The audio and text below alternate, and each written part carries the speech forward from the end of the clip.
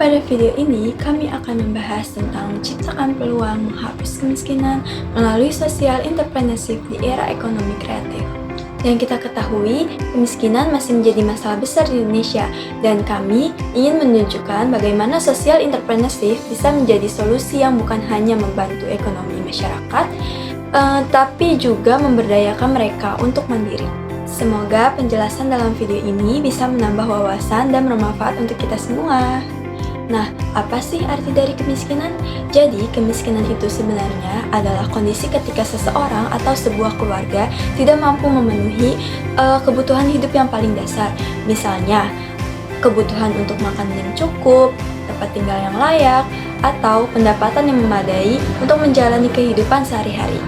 Kemiskinan juga bisa berdampak pada hal lain loh, seperti akses pendidikan, kesehatan, dan peluang kerja.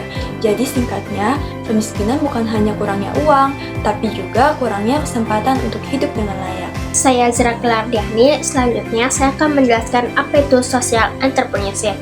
Social entrepreneurship adalah usaha yang tetap mencari keuntungan, tapi fokus utamanya menciptakan dampak positif bagi masyarakat dan lingkungan. Hal ini bukan charity, tapi bisnis, karena terus beroperasi sebagai bisnis. Hanya saja keuntungannya digunakan untuk memperluas dampak sosial. Ciri utamanya adalah inovasi. Social entrepreneurship mencari cara baru untuk menyelesaikan masalah yang ada sejak lama. Melalui teknologi, model bisnis yang kreatif, maupun pendekatan sosial yang lebih efektif. Dan keberhasilannya diukur dari dampak sosial, bukan hanya profit. Contohnya, bisnis daur ulang, mengolah sampah menjadi produk bernilai jual, sekaligus mengurangi limbah dan meningkatkan kesadaran lingkungan. Halo, perkenalkan nama saya Alifia Kaila Putri, dan di sini saya akan melanjutkan materi mengenai potensi industri kreatif untuk mengentaskan kemiskinan. Industri kreatif berpotensi besar untuk mengentaskan kemiskinan karena memanfaatkan ide, kreativitas, dan juga kearifan lokal sebagai sumber pendapatan. Beberapa sektor seperti seni, desain, kuliner, kerajinan, dan juga pariwisata dapat diakses oleh berbagai masyarakat, termasuk masyarakat yang berpenghasilan rendah, karena hanya bermodalkan sedikit saja. Nah, inovasi dan juga pemasaran digital dapat digunakan untuk memperluas pasar dan juga meningkatkan pendapatan. Selain membuka lapangan pekerjaan, industri kreatif ini juga bisa digunakan untuk memberdayakan komunitas manusia loh. Oleh karena itu, industri kreatif dapat digunakan sebagai strategi yang berkelanjutan dan juga ampuh untuk mengentaskan kemiskinan. Nah, untuk materi selanjutnya akan dijelaskan oleh Kak Anissa. Halo semua, saya Anissa Putri. Saya akan menjelaskan tentang Dusun Munti Gunung yang bangkit lewat kreativitas.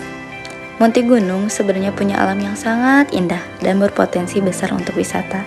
Tapi sayangnya, kondisi ekonomi masyarakatnya sangat rendah, karena potensi tersebut belum dimanfaatkan secara maksimal. Untuk mengatasi masalah ini, dilakukan program pemberdayaan melalui beberapa kegiatan.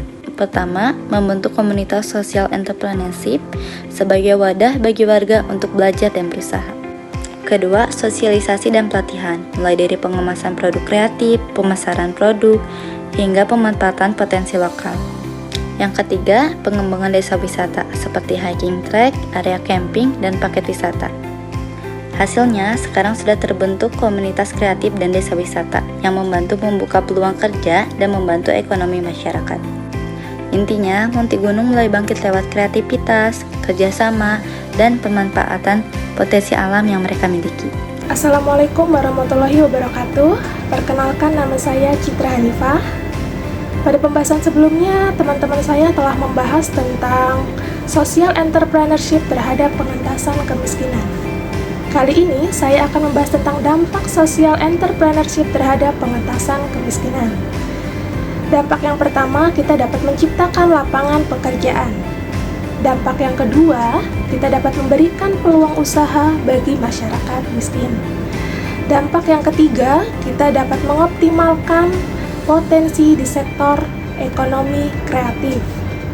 Dampak yang keempat, kita dapat mendukung pengembangan inklusif dan berkelanjutan. Dampak yang kelima, kita dapat mendorong inovasi yang bermanfaat. Dampak yang keenam, kita dapat meningkatkan pemberdayaan sosial dan